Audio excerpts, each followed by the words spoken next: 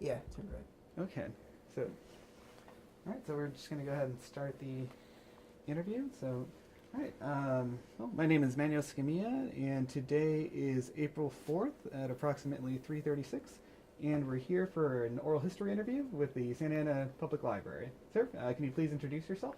My name is Peter Katz, and I'm a 45-year resident of the city of Santa Ana and former veteran, United States Army.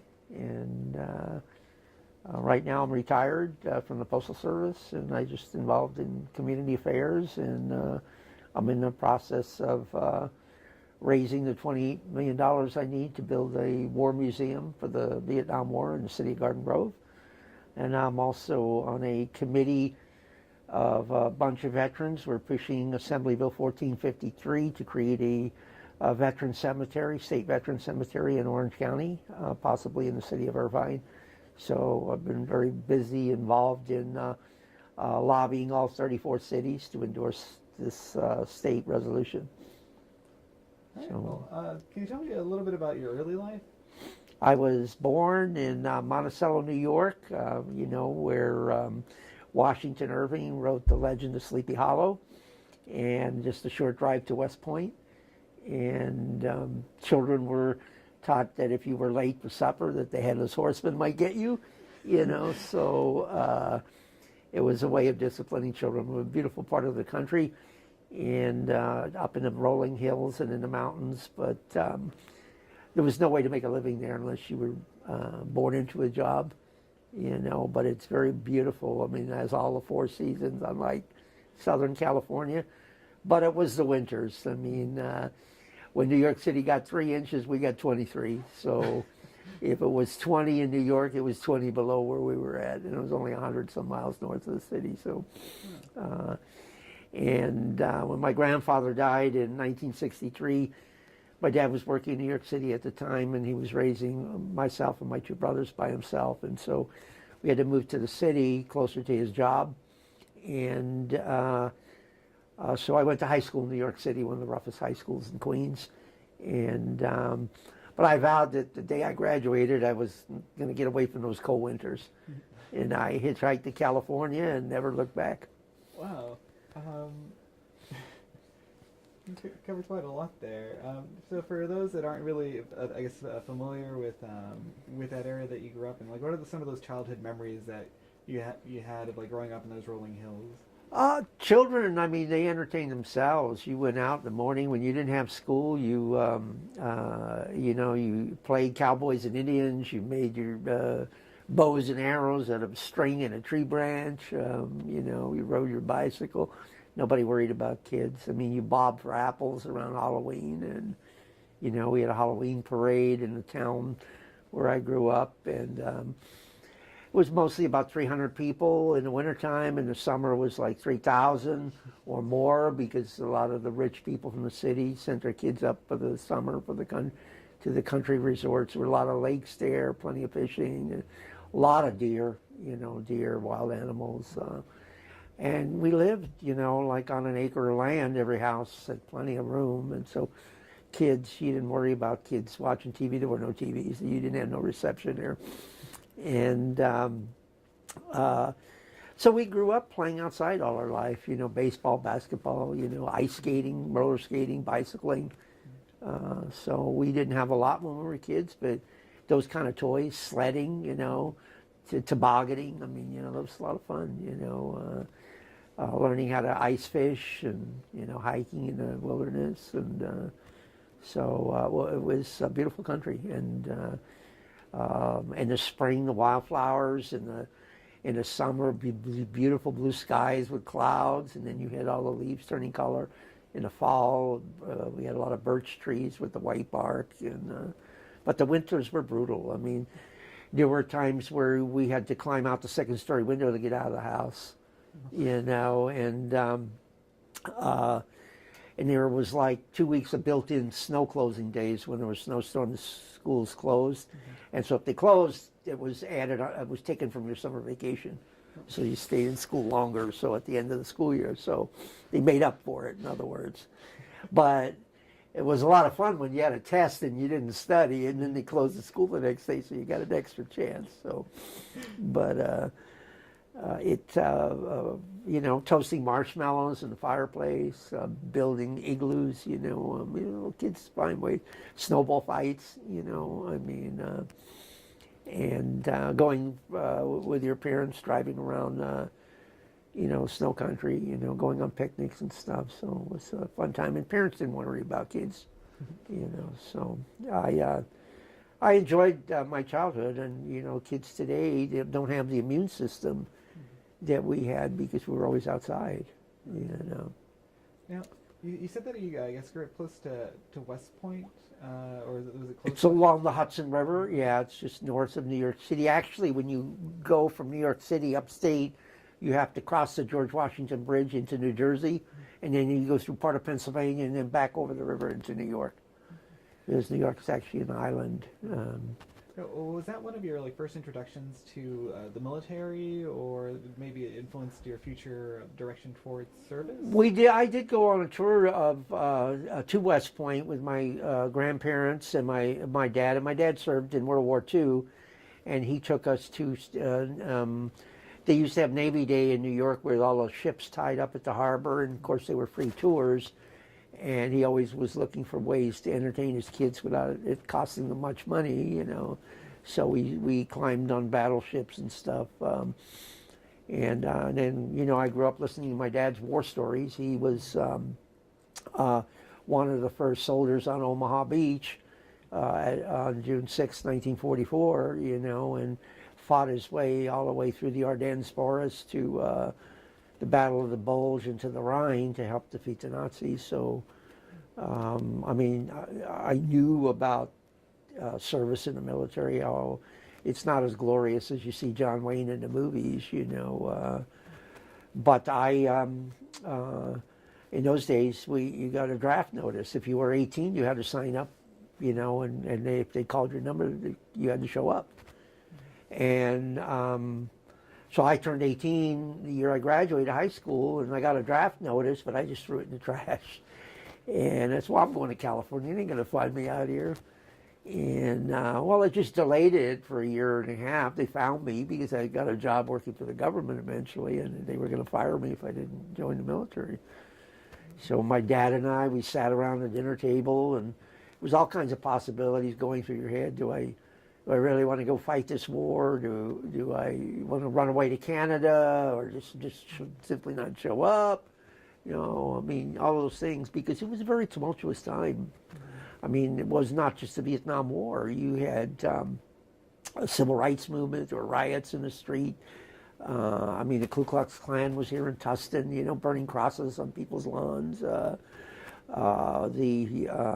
farm workers movement was getting started. The Black Panthers were talking about seceding from the United States. There was the anti-war movement, a lot of the rock stars opposed to the war. The women's movement, women campaigning for property rights and voting rights, and the environmental movement was strong, so animal rights movement, the gay rights movement. We had a mayor of San Francisco assassinated because he was gay, and that's how Dianne Feinstein was eventually elected, because she replaced him as mayor of San Francisco. But it was a very tumultuous time. We had the Los Angeles riots. We were rioting in the streets in the poorer neighborhoods all across the country, in Detroit. And then in 1970, when 4 kids, because they were protesting war, were shot and killed by the National Guard at Kent State University. It was very dangerous time, where 50 years of history were compressed in just 5 or 6 years. In that 10-year period there, where all the great music, rock and roll music, came from, it's like, does life imitate art, or does art imitate life? And the music reflected what was going on in the world. It told the stories of the soldiers, of the farm workers, of the pacifists. Patty Hearst was the Sudanese Liberation Army. People robbing banks. In Europe, you had Petra Kelly. She was a female leader of a bank robbing team. You know, so I mean, it was a very violent. Che Guevara was pretty active in Latin America. You know, the CIA eventually hunted him down and killed him. They were so afraid of him, you know. So it was a very tough time. And then there were no jobs. I mean, I came out here looking for work because my dad had been out here during World War II and said, at least the weather is nice. So, and I didn't have any money, so I lived on a beach in Laguna for a year. I just slept on a beach. And in those days, they didn't bother you could camp anywhere. And you didn't need a fishing rod. You just, at low tide, you just dropped a hook on a string between the rocks, and you got all the fish you wanted. And dug up the clams in the sand and the low tide. And so you only had to buy milk and meat, and the vegetables were all over. I mean, South Coast Plaza was nothing but bean fields. Irvine was all orange orchards, you know. And so and that was the only kind of work there was. So I got a job picking oranges, you know, and I was part of the Bracero program. I was the only person that spoke English, you know, and they taught me Spanish in the fields, and I got to meet Cesar Chavez because they were spraying us with DDT, and I helped the United Farm Workers engineer the boycott against Gallo grapes. And I was involved with the farm workers, with the Chicano movement, you know, as human rights in the fields. You know, there were no bathrooms in the fields. There was no running water. Everybody drank from a cup that was on a chain tied to the truck, you know. And I learned to appreciate food, you know, how it got to the table. I mean, you know, an orange looks nice in the store, how shiny it is. But when you have to climb those trees, and there's snakes in the trees, and the oranges are covered with mud and dust, and there's bees up there, you know, and you can't just pull an orange off a tree because it'll rip the skin off. You got to cut it with a pair of pliers, and at the end of the day, your hand is so swollen from cutting them, and you only got paid 30 cents a crate, and it took you like almost a half an hour to pick one crate, you know, and because you had to not just pick the ones on the bottom, you had to climb to the top and get them all off the tree. And so, and then I went to picking chili peppers because chili peppers paid a little bit more. But there you were out in the blazing hot sun. It was freezing cold, and the fields were wet in the morning. And in the afternoon, when the sun came out, your neck burned. It was blazing hot. There was no shade, no water out there. You know, you had to bring your own water. And then you couldn't. It was a year after I stopped picking chili peppers where I could get that stain out of my hand, that red stain from constantly pulling the peppers, putting them in a bag, and dumping them on a conveyor belt. And if you were too slow, conveyor belt was behind you, and it pushed you along, you know. And then so if you're always the last guy waiting for the tractor to move, and then pretty soon the supervisor came, hey, what's your problem here, you know? And so you had to keep up with everybody else, you know. And there was snakes in the field, and rats, and bugs, and mosquitoes, and you know. So I learned to really appreciate food. And I remember a sign that was in the mess hall when I was in the military that said, take all you can eat, but eat all that you take. And they didn't not want food to go to waste. And, you know, food was a valuable commodity, you know. And in my travels around the world, I saw the hunger on people's faces. You know, I never forgot the time I was in Egypt, and I gave an orange to this little girl that was so hungry you could see her ribs. And her little brother came up to her and punched her in the face and stole the orange from her. You know, because I didn't have one for him, you know, I just gave it to her, and so he took it away from her, you know. But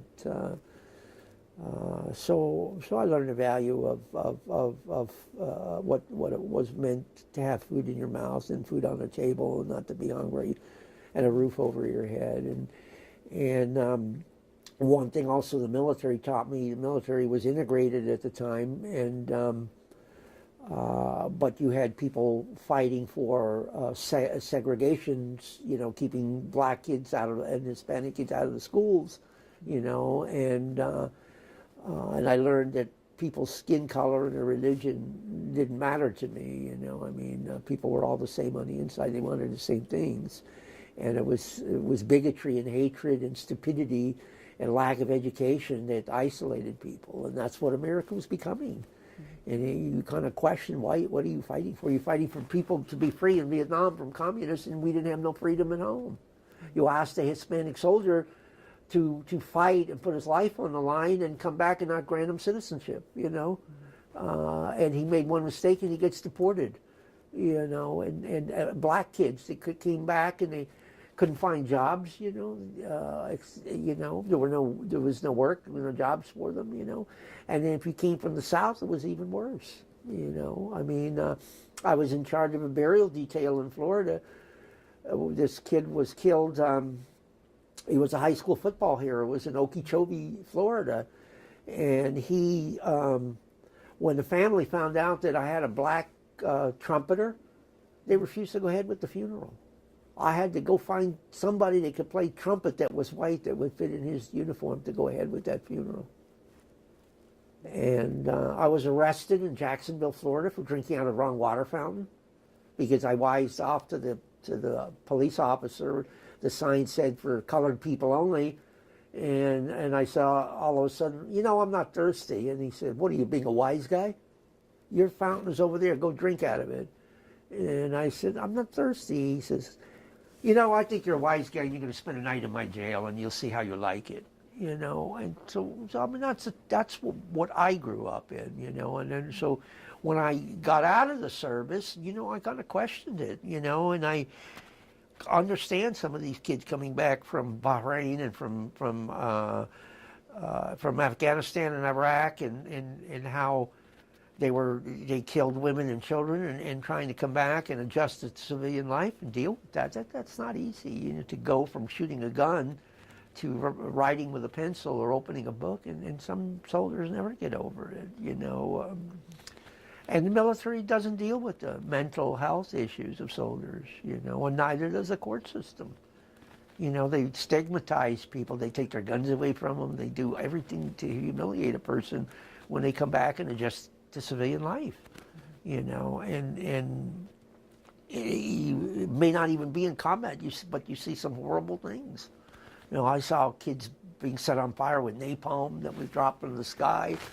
I saw people that couldn't afford to pay for the funerals, their children that were being buried. I had a mother that I handed her the folded flag, which represented her son, and she ripped it open and threw it over my head and said, and started pounding on my chest, you killed my son, you killed my son. This is what we take for granted. Only 1% of Americans ever serve in the military. But the 1% defends the freedoms that we cherish here for going to school, getting a job, or not getting a job, having a roof over your head, buying what you can afford to buy. Many countries don't have that opportunity. You run for office if you want, Nobody's going to stop you. You may not win, but you can still run. Other countries, you get killed for running. I traveled all over this world, and people always ask me, well, why do you continue to live in Santa Ana? And the reason I like Santa Ana, and I've lived here for 45 years, is I found that the more open the city is, the more diverse it is, the less phony people are, less hypocritical they are, the more they accept each other. And I found that in all the great cities of the world. You can go to Cairo and Muslim and Jew and Christian live side by side. The politicians and the churches create most of the problems and start the wars, And who fights the wars? It's the poor, the minority, the ones that can't buy their way out of service, The rich become officers or they stay out of the war. That was a big issue, when people found a way to, we're going to go into the National Guard, we don't have to go to Vietnam. But the poor people didn't have a choice. So, do you remember where you were when you got that second notice once you were back in California, and you just kind of maybe saw that process unfolding in front of you? I was living in Costa Mesa, and that's where the draft notice was issued, a small trailer park on the Coast Highway in Costa Mesa. And I had gotten, in those days, jobs were posted in the post office in Long Beach, and for government jobs, and I took every application I could find and fill them all out. One day, I got 3 job offers in the mail on the same day.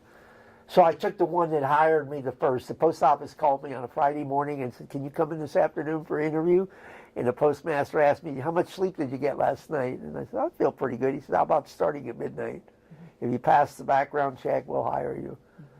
And so I got hired, and I worked almost a year, and then the draft notice caught up to me, and he sent it to the post office and to the postmaster because it was a government job. And he called me in the office and he said, "Well, if you don't go, I'm going to have to fire you."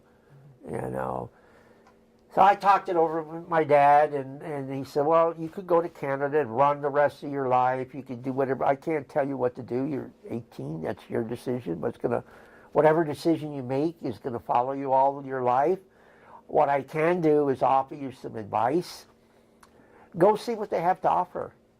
Find a school, find something to do. Maybe you like it. Maybe you won't go to Vietnam. Maybe you won't be in the infantry." And so I thought that was pretty good advice. So I went, and I completed basic training and advanced infantry training, where they teach you hand-to-hand combat and how to fire a machine gun, how to fire a pistol, how to fire a rifle. And then the Army told me that, "Well, you scored pretty high. We have a class opening at the Finance Academy at Fort Benjamin Harrison. We think we're going to send you there." So that they sent me to Fort Benjamin Harrison. It's right downtown Indianapolis. Beautiful military base. And while I was there, I got to go to the Indy 500 and. Anyway, I graduated third in my class from the Finance Academy there, and they said, "Well, you're a pretty smart boy. We're going to make an officer out of you." So they sent me to the NCO Academy at Fort McClellan, Alabama. And I completed that, and I loved it there, even though it was hard work, because it was a base for mostly female officers, and there were a lot of women on that base, and so I got a lot of dates while I was there. So anyway, but they taught you things like how to read topographical maps, how to look for direction, how to survive in the wilderness, and to this day, it taught me very valuable lessons on how to defend myself if someone's coming towards me without a weapon, and all that hand-to-hand combat. It's like riding a bicycle. You never forget, I mean, you automatically position your feet a certain way and your hands a certain way, and so that never leaves you. And this is what the problem is with soldiers. When they come home, I mean, I still jump when a car backfires, or I find myself when I go in a restaurant picking a table so that my back is to the wall and I can see the entrance, and that's something that's always with you. You never forget those things. And to understand fellow soldiers, and a lot of soldiers won't talk about their experiences in the war because people don't understand what it's like, and so they only talk to fellow soldiers or not at all, and that's what's so important about our oral history is up until the internet, most history was written by the generals or the wealthy class, but the common class, the actual foot soldier, his story was never told because a lot of them didn't read or write, and who did they tell them to? Nobody wrote those books. And it's only recently that this kind of history is being rewritten, and the story of everyday life and everyday living is being written. And we're going back and trying to do that in archaeology and learning how people live their ordinary lives. And but the foot soldier, he didn't keep diaries like the general. I mean, those things got wet, and you just kept it in your head, and when you died, it went with you. Or you told it that 4th of July or Veterans Day when you saw another soldier. So for me, it was a great education. The military teaches you a lot of things that you don't learn. And I would advocate a national service for everybody that turns 18 because it taught me how to make a bed, taught me how to do my own laundry, taught me how to cook for myself. It taught me how to follow orders. When you go in the workplace, not everybody could be the boss, It taught me how to keep my weapons working properly. It taught me cleanliness, how to take care of your health. There are a lot of things the military taught you. It taught you discipline. It taught you manners, behavior. So, in other words, it helped you grow up in a hurry. And this is the part that civilian life doesn't understand. How can a 19-year-old kid that's put in charge of $1 billion worth of equipment in Afghanistan come back and not get a job at Walmart because he has no resume? His military resume is not acceptable. That's another big problem that we have as vets. Yeah, the GI Bill is great. You can go to school, you get an education, and I did. I went, and even though my job at the post office was paying more than what my college professor was making, I wanted to be the first person in my family to have a college degree. And so it took me 8 years, taking 3 units here, 6 units there. But I got a degree from Cal State Fullerton in history and political science, and I loved it, And I got out of the service, and I saw all the chaos going on, all the anti-war movement going on. I was going to Orange Coast College, and Jane Fonda was supposed to speak there, and Angela Davis, and they wouldn't let them, and they tore down the American flag, and we put it back up, and then they called out the police, and a riot broke out on campus, and all over. All the colleges were breaking out in riots and anti-war protest movements, and the war became very unpopular, and music, you couldn't go a day where a new song wasn't coming out about the ending the war. And roughly what time was it when you were back at the colleges? That was early 70s, about 70, 71, 72, right in that area. I got early out to go back to school, 90-day early out, because I had enrolled in Cal State Fullerton in September, and I wasn't supposed to get out until November. And I was at that time stationed in Korea at the 38th parallel, the dividing line between North and South Korea. And I was there because of an emergency when the North Koreans seized the USS Pueblo, Commander Lloyd Booker and his men, and they took him prisoner for almost a year. And we thought we were going to be involved in another Korean War. And so they found out that they were understrength over there, so they sent more troops over there, and they sent people with experience. So because I had a lot of background in finance and payrolls, they sent me over there to handle large amounts of money. And but it was a cold and forbidding place, and I could just imagine what it was like for the Korean soldiers in the Korean War, 1950-53. And Korea is a very cold and bitter place. And I was here in the wintertime, and it's 20, 30 below. And and they issue you Parkers, and but I remember standing on the Panmunjom Bridge, looking at the sky in the freezing, sleeting rain, asking God, why the hell am I here in this godforsaken place? How many years were you in the service? Almost 6, 5 years, 9 months. I re-enlisted for a promotion and a monetary bonus. So, and a choice of duty station. So, while you were over there, was your father still around, or were you able to communicate with him? Yes, my dad, God bless him, he knew what a soldier needed when he was away from home. And I was the most popular guy in my unit because my dad every week sent me the sports pages.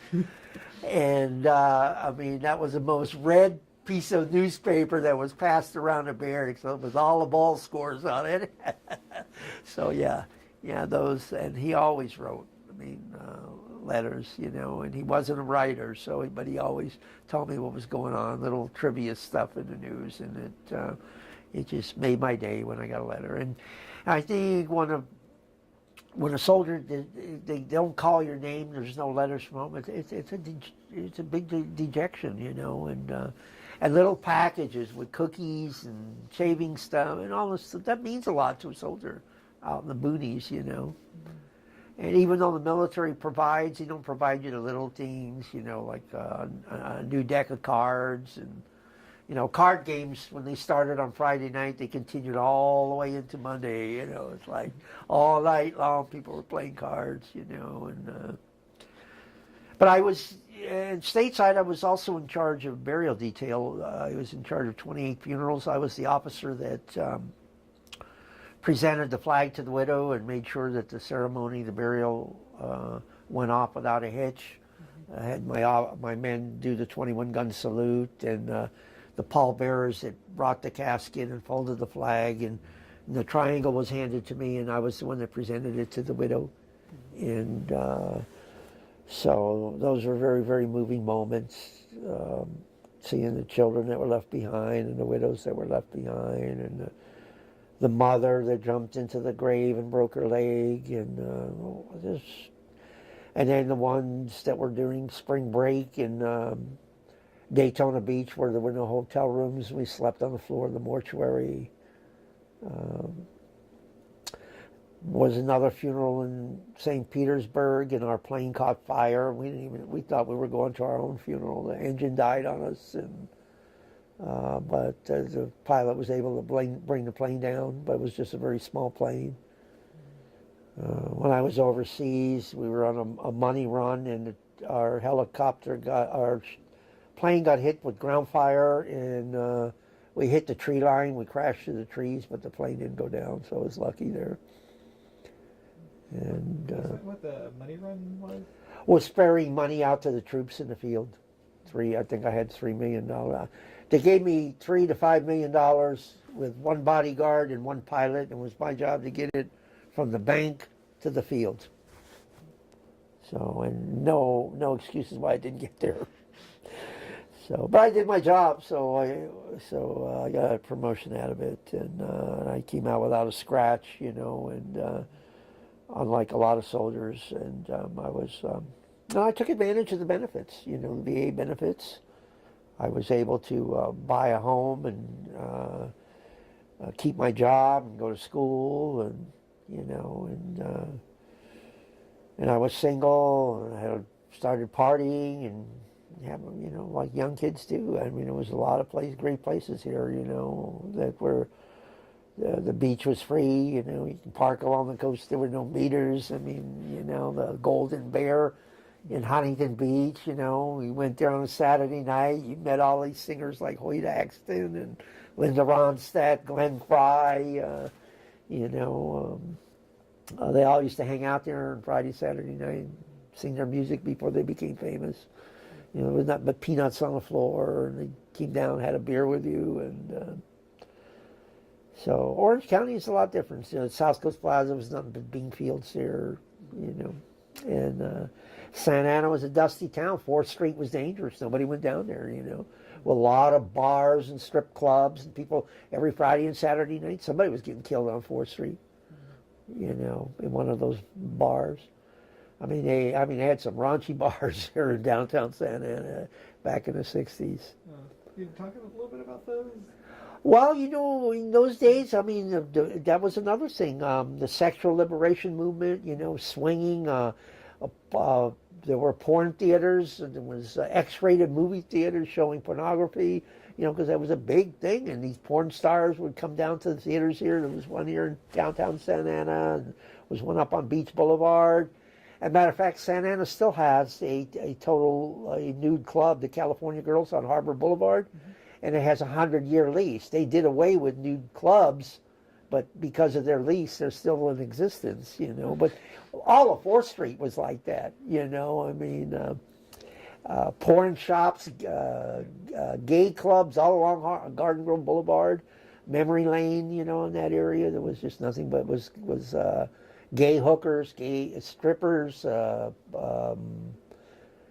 prostitutes walking Harbor Boulevard, and, I mean, by the dozens, Fire Station Motel, I mean, was a big hangout. They used to run rooms by the hours, the hookers. Now, Santa Ana's come a long ways, to be now named the #1 downtown in all of Orange County by Orange Coast Magazine this month. So, but there were clubs in Santa Ana where even the police wouldn't go in. They were so dangerous. Do you remember any of the names of the clubs? Oh, lots of them they're long gone. I don't know the names of them, but I mean, they were like, if you go, I'm sure even Tijuana now is cleaned up, and you can still find some of these clubs in Tijuana where, I mean, I mean, these girls did everything, you know, I mean, smoking cigars, you know, I mean, it was raunchy, you know, and animals on stage, I mean, you know, these kinds of things, you know, and they were seedy, and they, you know, and it was just like going into some of these clubs were like going into a restroom that hadn't been cleaned for a couple months, you know, because nobody policed them. There was no health certificates on these clubs, nothing. And there were swing clubs. There were a lot of swing clubs in Orange and stuff. There was people, you can go into the parks and see people having sex in the parks, you know. And on every street corner, people were giving speeches and down with this, down with that, you know. I mean, downtown Los Angeles, there were, you know, parades, demonstrations just about every weekend. The surfing industry was just getting started. A lot of people here were surfers, you know, and they used to hang out on the beach, camp down on the beach. You know, and then there was a movement, the Haight-Ashbury in San Francisco, the hippie movement, and the Flower Children. You had all of these Volkswagen vans that were all painted all psychedelic colors, and people lived in them along the beach with surfboards hanging out of them. And, does that make it down here as much as well? I guess not as much as the Bay Area, but did the hippie kind of movement also make its inroads into Orange County? Oh yeah, quite a bit.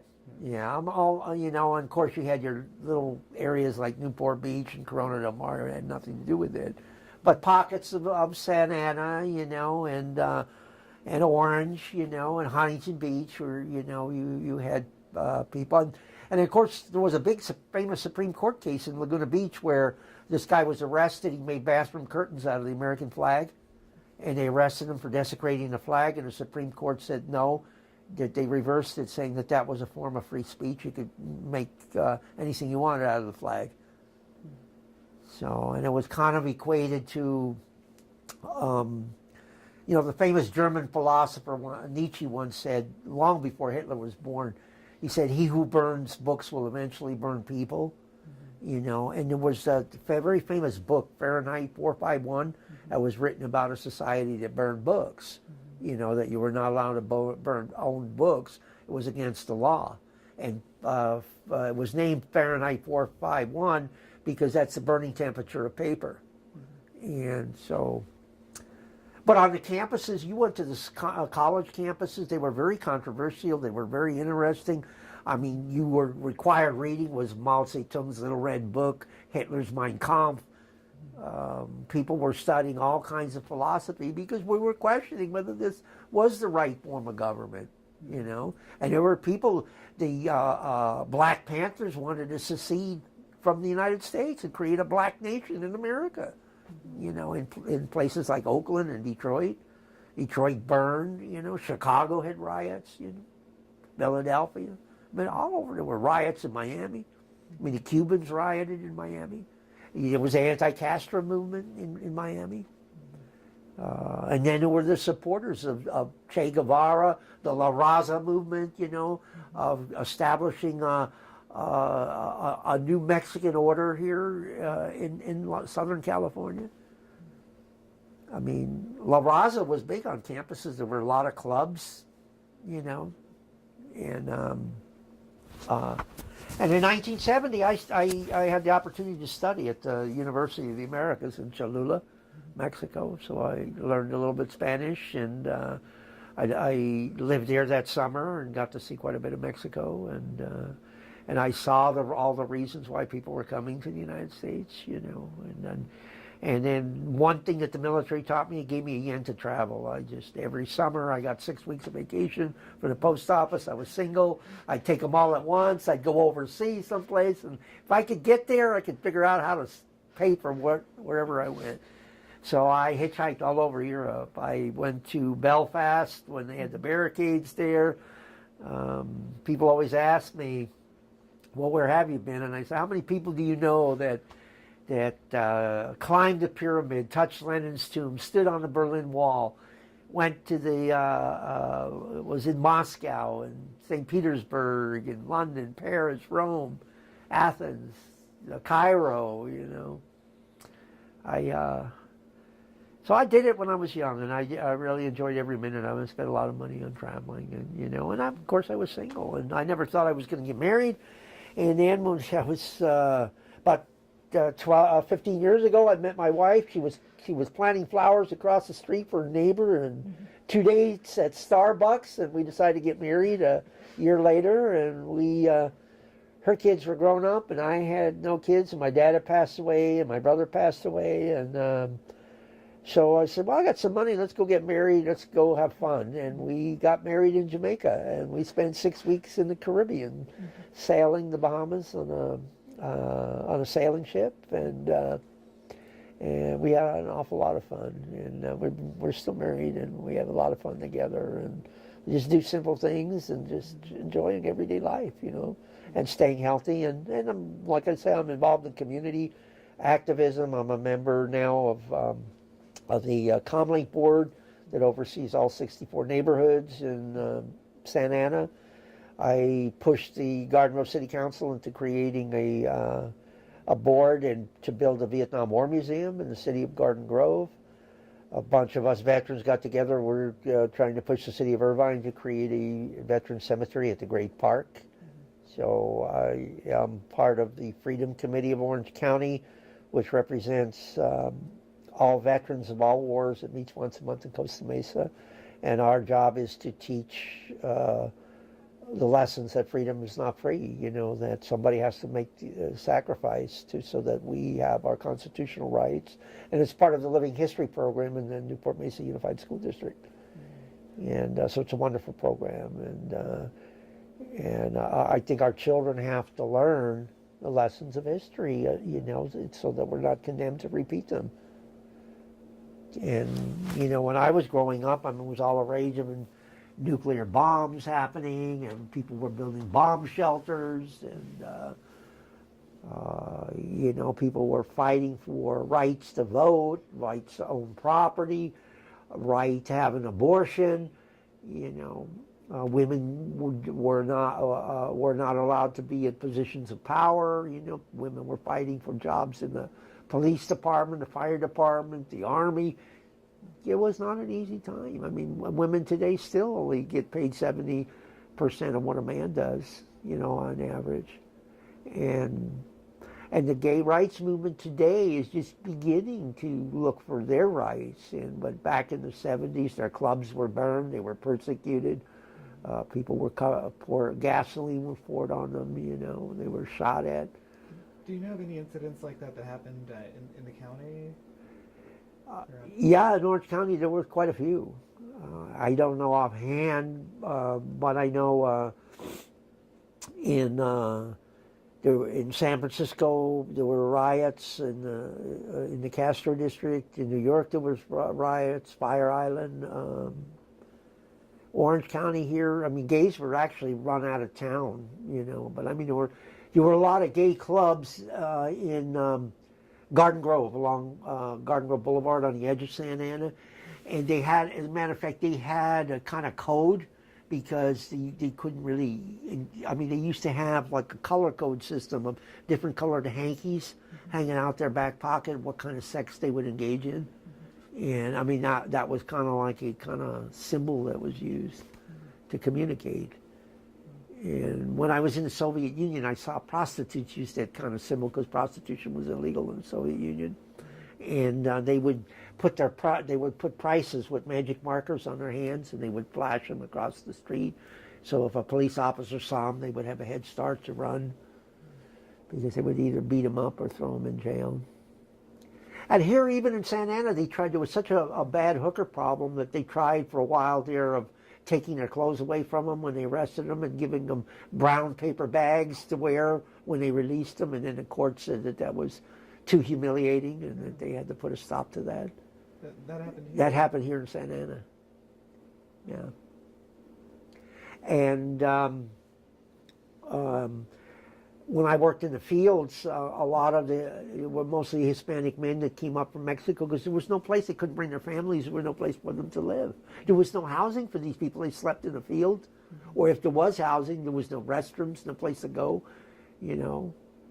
And I remember being picked up in a truck, and the truck would go all over the county and pick up like 8, 9, 10. It would take us an hour every morning, 4 in the morning, to go to different street corners to pick up people to go to work. And then in the evening, drop everybody back off in their neighborhoods. How did you first get involved with the Bracero program? I was, like I said, I was working picking oranges, and they were spraying us with DDT, and you know, and then somebody started passing out literature about Cesar Chavez's Farm Workers Union. He was organizing farm workers, and the United Farm Workers, and they were flyers with the red background and the black eagle spread on the flyer, and he was looking for people to participate in marches, and so I signed up one day, and they were looking for people to help launch boycotts in front of grocery stores, and so I helped man some of the tables and distribute literature, and wound up marching with him in Los Angeles, and he was a great man. One of my favorite quotes is from him, and it's engraved at San Jose University on the entrance gate as you go in, and it says, "The beauty of an education is not what you have learned, but what you can pass on to others." And I never forgot that quote, and it's one of my favorite quotes. And I thought he was just a super great man. And Martin Luther King. You know, a lot of people remember him for his "I Have a Dream" speech and his March on Washington, but he said a lot of profound things too in his letters from the Birmingham jail. And then Eldridge Cleaver wrote a book, is still one of my favorite books. It's a very small, thin book about a way the black man feels, and it's called Soul on Ice. And it's a very profound book, you know, and it was required reading at one time in black studies. Oscar Lewis's Five Families, which is a story about 5 Mexican families that migrated to the United States, is another great read.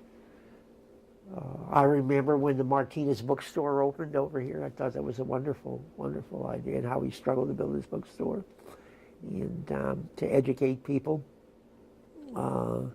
in the community. And today, people still live in fear of being deported. You know, you still have servicemen that fought in Vietnam that don't get benefits, that don't get help by the VA because they made a mistake with the law and wound up getting deported, and Mexico doesn't want anything to do with them, and they're living in the streets of Tijuana. These are soldiers without a country. You know, they're living in underground tunnels, and neither Mexico nor the United States wants to help them, and they're still there today. There's hundreds of them. You know, it's these people fall through the cracks of history.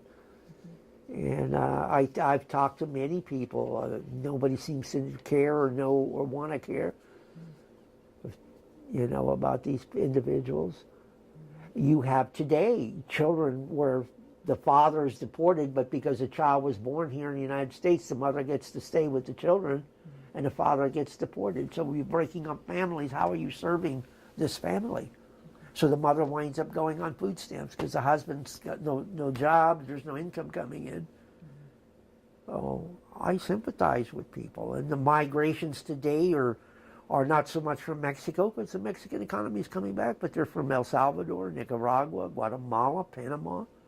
And they're coming in from the north, from Vietnam, from China, from Indonesia, from Thailand. You know, they're flying in and they're taking a bus from Vancouver. You know, it's like... But the middle class, they buy their way in. You know, they come over here, buy a home in Irvine for cash, put their kids in it to live in it, park their money outside the country in case something happens. The kid goes, gets an American education, you know, then winds up staying here, you know. And that's what's happening with the real estate market now. That's why prices are so high. But the middle class has done that for many, many years. The migrations, the poor families that came here from Ireland, from Italy, you know, the little Italies, the little Koreatowns, little Chinatowns, all across the country. I mean, immigrants built this country. I have nothing but the respect for them. On the East Coast, the railroad was built with Irish immigrants, and because the railroad wasn't making any money, they used to hire, and the potato famine brought lots of people over here looking for work. So they knew the Irish had a reputation for drinking. So they'd work them all week, and on Thursday give them free liquor. They'd get into fights, and they'd fire them. They wouldn't have to pay them on Friday. Just go hire another boatload. On the West Coast, the railroad had to go through the mountains, so they had to use nitroglycerin, which was very unstable. And what you had to do is you had to pound a hole in a rock and stick the nitroglycerin in there and then light it with a fuse and hope the guy that lowered you in the bucket pulled you up fast enough, or otherwise you blew up with the mountain. Well, that's where that saying, "you don't stand a Chinaman's chance," comes from, because those were mostly Chinese men that the railroads brought over here to work in those buckets, because other people wouldn't do that. It's the same way that the Bracero program. It makes me mad when you see people like Rowdy Yates and John Wayne and these people in these Western movies, driving cattle to market, in the rain and in the snow. But they didn't do that. The white man owned the cattle, but it was the runaway slaves and the Hispanics from Mexico that drove the cattle for the rich white man, to market. And that was jobs, I mean, and you look at the food that we have today, that is so coveted in all these fast food places, the egg rolls and the burritos and the hot dogs and the hamburgers. These were all foods created by poor families working in a white man's kitchen, and they fudged on preparing the meals, and they took a little bit home and they made a meal out of it for their family, and they didn't have to buy the food. So, and all of these things, the hot dog came from Germany, from Poland, the burrito came from Mexico and from South America, the egg rolls from China, from Vietnam, and all of these foods now are popular with us. The pizza from Italy, I mean, it was all stale bread with a few leftovers, and it fed your family of 15 kids, The church kept people poor because the more kids you have, the more money you contribute to the church. And that was American history. The church was involved in the slave trade. They brought slaves over here and traded them for gold. We were in the business of saving souls, but they didn't save many souls. People worked hard. The poor people donated the money to the church because they wanted to go to heaven. The rich people, they could buy their way to heaven. They didn't need the church. That's the way I look on it. I just look at American history as being still run by the same few families that founded this country. Not much has changed. You look at the history, you go back and look at histories of the people that control this country. The Rockefellers, the Bushes, they go back to the Adams family, And you can trace those histories in America. But this is the richness of America. It's my ancestry was from Austria. Prior to World War I, they came here to get away, to escape the outbreak of the war. Because nobody wants to go to war because nobody wins in a war. Look at the Iraqi people, how they suffered. Look at what's going on in Afghanistan. When a young girl rides on a school bus only for an education and they shoot her in the face because they're afraid of women having an education. I just think that these stories, this program, teaching kids of how we lived and how we struggled will help make better lives for them when they become parents, and what they can teach their children. That this stuff can happen to you. We can go back that way very easily. I mean, prior to the Industrial Revolution, it was just the rich class and the poor class. But the Industrial Revolution created a value for your hands, that work was valuable. And that lasted only a couple hundred years, so the computer came along and said, wow, we can find a machine to do that. We don't need you anymore. And so the middle class, which was built by the unions, the guilds, the trades, and they created all the benefits that went with it, are disappearing again. Union membership is the lowest since the Great Depression. And that's why your middle class is shrinking. There's no decent jobs anymore because all the jobs are being done by machinery now. And so the value of the people in the middle, I mean, there are industries that people can go into, but our kids are not getting that kind of education. Math, science, engineering. We're bringing foreign students to take those jobs. So, I mean, and I think that our veterans are we have a backlog of 600,000 cases at the VA still today. Agent Orange, plutonium poisoning, all these issues, PSDS, post-traumatic stress disorder, brain trauma, all of these, nothing is being dealt with, you know. It's easy to over-medicate a soldier, you know, for depression and for insomnia and nightmares, and they mix it with alcohol and drugs, and then you see what happens when the guy grabs a gun and starts shooting people. They're not getting the medical treatment that they deserve for fighting for this country, and that's a sad part of American history right now. And it hasn't changed since Vietnam. Since I served, it hasn't changed. I mean, you see the same problems keeping cropping up. And the soldier comes back, and he has no place to go, and it's not easy to putting your gun down and picking up a pencil and being a father, you know, and being a husband. And what about the families, the children that go from base to base to base? You know, how's that affect that military brat? And but this area, as troubled as it was, what keeps me here and what drove me here was the weather. There's only 6 places like this in all the world that has no humidity, that doesn't have snow in the wintertime, and, you know, it still has wide open spaces, you know. Chicago is freezing, and all the cities along the Great Lakes are humid in the summertime, and Chicago, and in Florida, you got bugs the size of birds, you know, it's like, and poisonous snakes, and, you know, that's, you know, I mean, we don't have many poisonous animals out here, you know. I mean, there are some animals in this world. You know, there's a coral snake in the south that if it bites you, you don't get any medical help in like 5 or 6 minutes. You're a dead man. You know, crocodiles, alligators in your swimming pool. I mean, when I was stationed at Fort Stewart, Georgia, we heard this guy started to scream, and this guy screamed, and we all ran into the restroom, which was away from the buildings, without in this outhouse building. We ran in there, and he's up against the wall, and he's trapped by this alligator. So, but anyway, but there were some funny times when I served in the military. We had a couple funerals in Daytona Beach, and I had a 44-passenger bus with 14 guys, and we took a bed sheet from the hotel, and we spray painted it United States Army Surfing Team, and we rented a surfboard and hung it out the window, and we used it to pick up girls on the beach.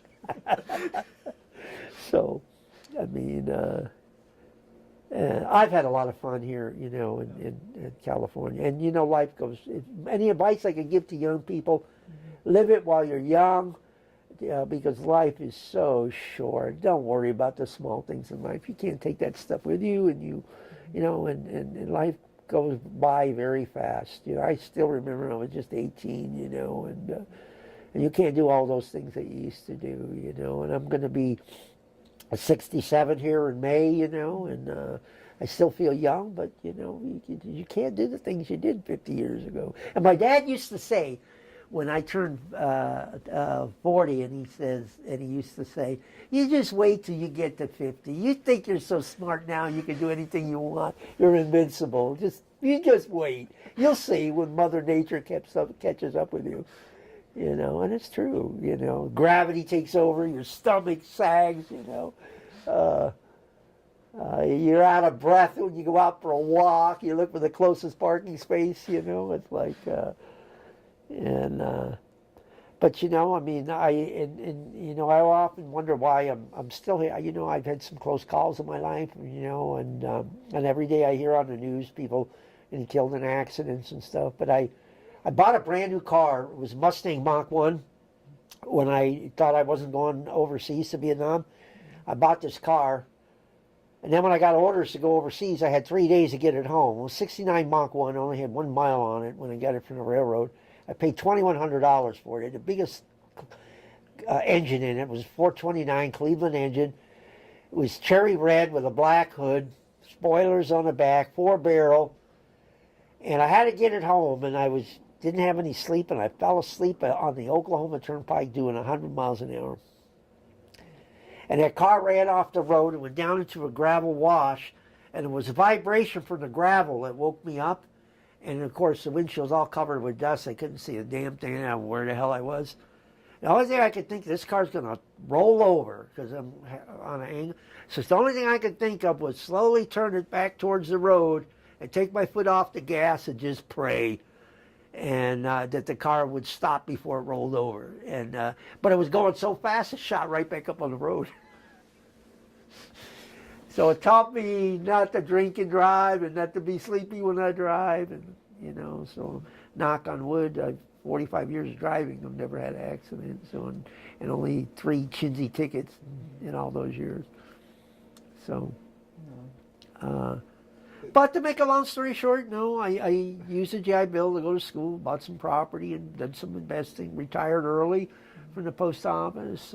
Able to read a lot of books, and take small trips, and I'm done with the really big trips. I've been to the places I wanted to see, in this world, and a lot of fond memories, and that's the only thing that you have when you get older is, those memories of the Eiffel Tower. You can read all the books you want, but to see some of these places and real living history is amazing. We think we're smart today, but some of these people are very smart, building the pyramids and the canals. And I stood on the Berlin Wall. I studied with Cal Berkeley at the University of Leningrad one summer in 1973, and it taught me that communism wasn't the right path, that nothing seemed to work under it, and that democracy is the worst form of government, but it's the best one that we have. So, and that's Thomas Jefferson said that, and then Abraham Lincoln said, the Union was worth fighting for, and the homogeny, the American quilt that's made up of people from the best and the brightest all over the world gives us the cutting edge for the future. I'm proud to be an American, and I'm proud to be a longtime resident of Santa Ana. And I just think California, despite all its problems, is one of the greatest places to live in the world. I say there's only 6 places like it in the world, that have this kind of climate. And the diversity and the culture. And that's what I love. I love I can't live out in the country, and a lot of people retire, and I have to be where there's culture, where there's people, where I can go and meet somebody new and learn their life story and learn something. Life is a lifelong learning process, and you're always learning every day. And if I stay healthy, I still want to thinking about getting my master's degree and and doing something with it. Maybe write a book or something. Or I've written. I started out in journalism, and then I found it boring. But I have written for several newspapers. Just articles here and there. But and I have been an outspoken community activist at some of the city council meetings and stuff to push issues and stuff. And maybe that springs from the anti-war movement, and people's voices when we had more of a voice into making a difference and a change. And we thought that our generation was going to change the world. We were going to make it a safer, better place to live. And we found out that it doesn't work that way. The best laid plans of mice and men go someplace else, and but the young kids of today, especially the women and the immigrants, it's nothing like it was in their fathers' and grandfathers' days, My grandparents grew up in the Depression, where, people were begging for apples on the street, if there's something to eat. And my grandparents survived. They took care of an apartment building for the owner, and they collected the rents in the apartment building, and they got a free apartment that way, and they saved all the tin cans and the newspapers and the rags, and they recycled them, and that's how they got through the Depression. So, I mean, and you see that today on the street. So when I see people pushing baskets looking for cans and bottles, I have a lot of respect for them. It's not easy work, but at least it gets them through the day, and they can get something to eat with it. And because there were no programs like you have today, food stamps and WIC and welfare, and I mean back even in the '60s, it wasn't that. Women, if you got raped and you had a baby, you had to have it. You either went to Mexico or you went to some back alley to get an abortion, because it was against the law. You went to jail if you didn't want that baby, and you aborted it. So, I mean, Roe v. Wade changed a lot in this country. Brown versus the Board of Education. I mean, one of the greatest discrimination cases originated right here in Westminster, Mendez versus the Board of Education, when a Hispanic farmer wanted his son to go to the same high school in Westminster that he went to, and the city said, no, we're going to send you to the Mexican school in Santa Ana. And he sued and went all the way to the Supreme Court, long before Brown versus the Board of Education, that integrated the schools where they said separate was not equal. And his family still lives in this area. And they interred Japanese farmers here just because they were Japanese. They didn't do that with German Americans. It was only because they could tell the difference in their skin color and orientation. And that order is still on the books. And that's what they used after 9/11, where they can come into your home and arrest you. What happened with the Boston Marathon, when they were looking for that bomber, they could knock down people's doors without a warrant. That's that original order in 1941 that interred the Japanese Americans is still on the books, and that was the basis for the Patriot Act that Bush put into place, and that's been expanded by Obama. And his whole drone system of killing people in foreign countries, that's an invasion of a foreign country, killing someone on another country's soil without their permission, but we're doing it anyway. When Obama took office, there were only 60 drones in the Bush administration. Today, there's over 600,000 of them. All these torture techniques that we employed, waterboarding, keeping people awake for 11 straight days, 24/7. I mean, we like to think that we're a bastion of democracy. These things go on here in America, too. We have a lot of problems. We've got a jail problem, the way they treat prisoners in our jails, They're just warehouse prisoners instead of educating them and training them for jobs so they don't wind up back in prison, getting them with drug addiction and alcohol addiction help that they need.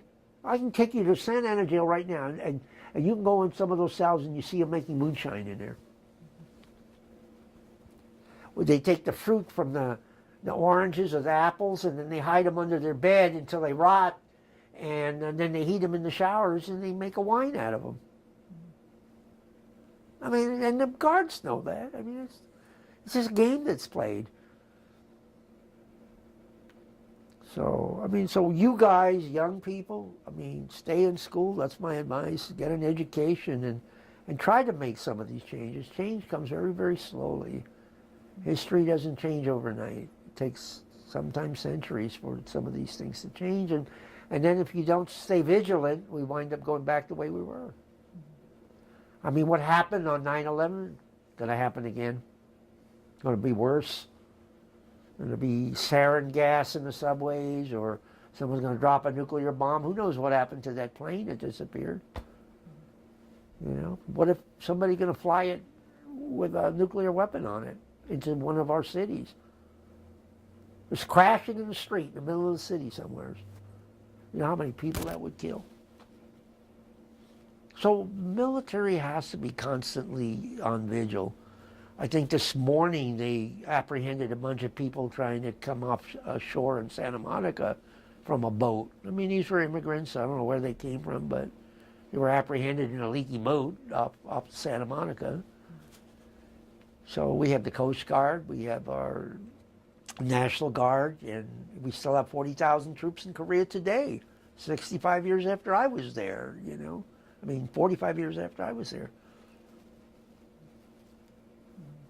So, are there any other stories that you think people have either forgotten about that we should remember, or events that are still unfolding that maybe are like in the back of people's minds and not really people really aren't thinking about currently?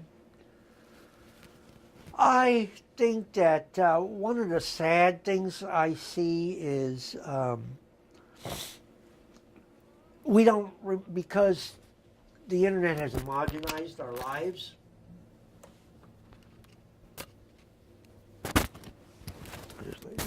The internet has homogenized our lives into where we're all kind of the same. We tend to forget our culture and where we came from.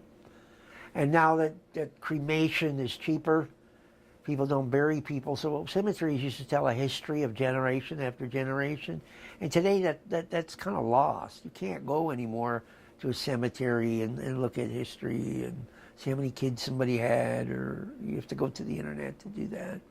And I think that the education that kids get today will eventually all be on the internet. I think schools will be too expensive to keep. I think that's another thing that's going to disappear because of the internet. I mean, retail disappeared, manufacturing is going by the wayside. I just feel that there's lessons that we learned. Look at today. I remember we had a smog alert every day, every other day in the summertime. They don't go outside because your eyes are going to burn from pollution from the cars. Mm-hmm. And when they passed smog control and made cars get smog control, we don't have those anymore, even though we have more cars on the freeways. Mm-hmm. And the traffic is more congested. See, we did clean up the environment. If you go to China today, people are wearing gas masks. You can't breathe the air. You go to London or Paris or Rome, you got pits in your mouth from the carbon, from the fuel that they burn over there because it's not refined. I mean, they're still using coal in the factories instead. I think that there is a place for nuclear power, for solar power. I mean, the new generation of nuclear power plants are going to do away with the use of oil. Electric cars are coming. You know, our homes, smart homes, are going to be heated and cooled with technology that's going to save a lot of money. So, and government's going to run cheaper and smarter and with less space than what they have now. I mean, I just think that we can't forget that, like my grandmother used to say, doesn't matter your station in life, where you come from, you still put your shoes on the same as everybody else, one at a time. You still have to eat, you still have to do the same things, no matter how rich or poor you are. So have respect for your neighbor, have respect for someone else's religion and culture, and don't forget those. Because that quilt of character is the American character. America is not white, it's not Hispanic, it's not black, it's everything sewed together into greatness. And those little threads that sew together is what makes this country strong. I mean, the strength is there, and it's the people that make the strength. It's not the government. It's people. It's the character of the people. How you treat people and how you want to be treated and how you want to be remembered and how I want to be remembered. That's what makes America great. That's why everywhere you go, when you go in the world, you ask people, and they say, oh, we love you Americans. I mean, you see it on the news that they hate us, but most of the common man will tell you, we love you Americans. And you know, when I always ask people that, why? Because you have the ability to laugh at yourself. You don't take life so serious. That comes with the freedoms that we have, you know, that we can't take away from, you know. And we're not learning those lessons. I mean, the Supreme Court just ruled the other day, 5-4, that said you can give as much money to a campaign as you want. Well, what's that going to do? Big business is going to buy up all the elections now because there's no restriction on how much money you can give a candidate. So we're going back to where we started from, on political campaign reform. It's not there. Hispanic students, I would caution them if you're going into politics. There's a big lesson here to be learned, and this is a danger that I see, that out of the 50 states that we have, 49 operate under English law. Louisiana operates under French law. And the difference between English law and French law is that under English law, you're innocent until the state proves you guilty. Under French law, you're guilty until you prove your own innocence. So in all of Latin America and in all the countries like the Philippines that the Spaniards and the Portuguese settled, they operate under Spanish law, like Louisiana does. And so how do you prove your innocence? The person that gives the judge the most money, the cop the most money, the doctor the most money is the one that gets acquitted. So that graft system in politics, that's why these countries cannot change, because that system of government and that system of law is there, where you have to buy your way out of everything. So Louisiana is the same way. That's why there's so much graft in Louisiana. That's why the people are so poor there. Is because this law allows the rich man to buy justice. You're in a traffic accident and you ran the red light and you kill somebody, you just go by and tell a judge the light was green. And he said, yeah, the light was green. And he quits you. You can't do that so easily under English law. So I see that as Hispanics run for office and you get more and more elected to the Congress, that type of graft creeping into the congressional system, into our legal system. And so you're going to see more corruption with lobbyists and until that lesson is learned. I see it learned in the Asian community, the new generation of Asian politics. The first couple generations, they came with what they learned from the communists. Beating people up, getting money from businesses, extorting money, protection rackets, intimidating people to vote. You don't see that anymore in the new generation of Vietnamese politicians. So that's a lesson that they've learned, that you can run for office, and if you work hard, you can get elected. You don't need a bunch of bullies to get you elected. That Chicago-style politics that the Italians and the Irish used, you don't need that in America. So. I guess, so at this moment, let's see if Chris had any questions you wanted to add in. Chris, do you have any questions? I'm good. You're good. Okay.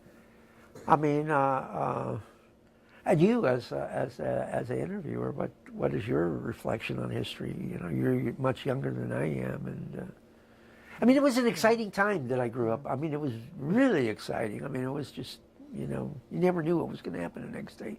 Yeah, no, I think what's been most evident in your interview as compared to other people, and this might just be a lot of people that have studied history or study history in college or at a certain point in their lives, are able to see their lives in like the different major movements that are going on that they've managed to be a part of. And I find that whenever I do interview anyone that has a history background, we're able to kind of make those connections more automatically than most, and really kind of looking at the local trends, connecting to national trends and to global events. And I just feel as though the time that you grew up in was a very pivotal moment in what America was to become, and I feel like we're almost reaching into that next almost reaching into another phase of that point in our history where we're at a crossroads where we're deciding where a lot of these issues are going to start going. I think so too. I think the future of America is at a crossroads, and this is another one of those pivotal areas in history. Mm-hmm. And if you stop and look, and if you know anything about Adolf Hitler's rise to power, I mean, it began in the very early 20s when he put together the two people that built his empire. But he started with a printing press.